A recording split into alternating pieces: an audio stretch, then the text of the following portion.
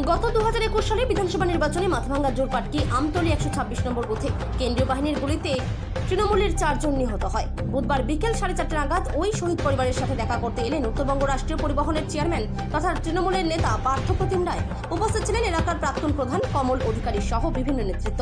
এদিন পার্থপ্রতিম রায় পরিবারের সাথে দেখা করেন এবং তাদের হাতে রমজান মাসের জন্য কিছু উপহার তুলে দেন।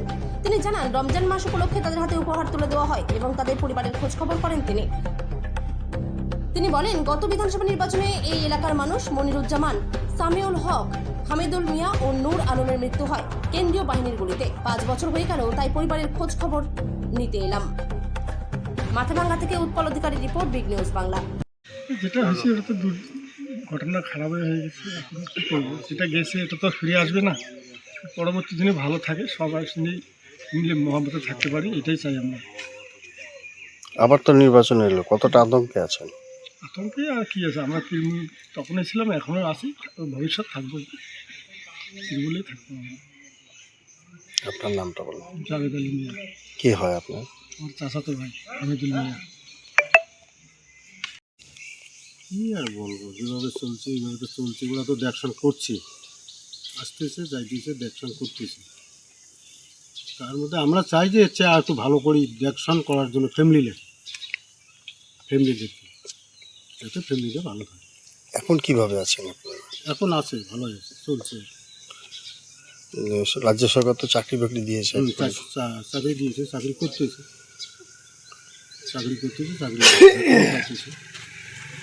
এবারও তো নতুন করে ইলেকশন আসছে, বিধানসভা নির্বাচন। ওই ইলেকশনে আছে, ওই ইলেকশনই আসছে, তাই আপনারা কতটা মানে আতঙ্কে আছেন বা কতটা কি আছেন?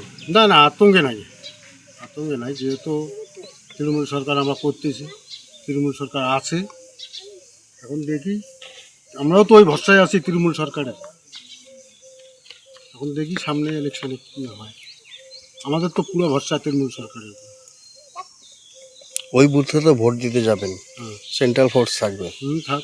তাতে আপনাদের কি মানে অসুবিধা হবে? না, যদি কোনো ক্যাসাল না হয় তাতে আর অসুবিধা কি। আমরা চাই যেন ক্যাসাল না হয়, সুস্থ শান্তভাবে যাতে ভোট হয়, আমরা এটাই চাই। আপনার নামটা? আজগার আলী মিয়া। আজগার আলী মিয়া। পবিত্র রমজান মাস চলছে। রমজান মাসে এই শহীদ পরিবারগুলোর কাছে এলাম, কিছু তারা যাতে রমজানের পরে দিনের শেষে তারা যখন ফাস্টিংটা ছাড়ে সেই সময় তাদের হাতে কিছু খাদ্য সামগ্রী তুলে দেওয়া হলো। মূলত আমি মাঝে সাঝেই এই ফ্যামিলিগুলোর যারা সদস্য তাদের সঙ্গে দেখা করে বাড়িতে আসি। আজকেও এলাম। এই রমজান মাসে তাদের সঙ্গে একটু কথা বলার সুযোগ হলো। আসলে গত 10ই এপ্রিল 2021 যে গণতন্ত্রের কালো দিন, ভোটের লাইনে দাঁড়িয়ে 4 জন সিআইএসএফ জওয়ানের গুলিতে নিহত হয়েছিল।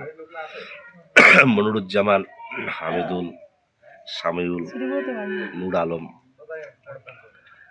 তারা যেভাবে সেদিন নিহত হয়েছিল, এটা গণতন্ত্রের পক্ষে অত্যন্ত একটা কালো দিন ছিল। ভোটের লাইনে দাঁড়িয়ে যারা ভোট রক্ষা করতে এসেছে সেই বাহিনীর দ্বারাই তারা নিহত হয়েছে। রাজ্য সরকার, মাননীয় মুখ্যমন্ত্রী মমতা বন্দ্যোপাধ্যায় সেই সময় পরিবারগুলোর পাশে দাঁড়িয়েছেন। তাদেরকে আর্থিক সহায়তা, পরিবারের একজন সদস্যকে স্পেশাল হোমগার্ডে রিক্রুট করেছে। এই যে জোমেনা, ও রিক্রুট হয়েছে, ওর ভাই সেদিন নিহত হয়েছিল। আরও কয়েকটি ফ্যামিলি, সবার সঙ্গে দেখা করলাম। একজনের পুত্রবধূ সে চাকরি পাওয়ার পর আবার বাপের বাড়িতে ফিরে গেছে। তার মা আর্তনাদ করলেন যে তার ফ্যামিলিটার পাশে যাতে আরও আমরা ভালোভাবে দাঁড়াতে পারি। আমি প্রচেষ্টা জারি রাখবো যাতে ওই ফ্যামিলিটাতেও আমরা ভালোভাবে দাঁড়াতে পারি, তাদের পাশে থাকতে পারি।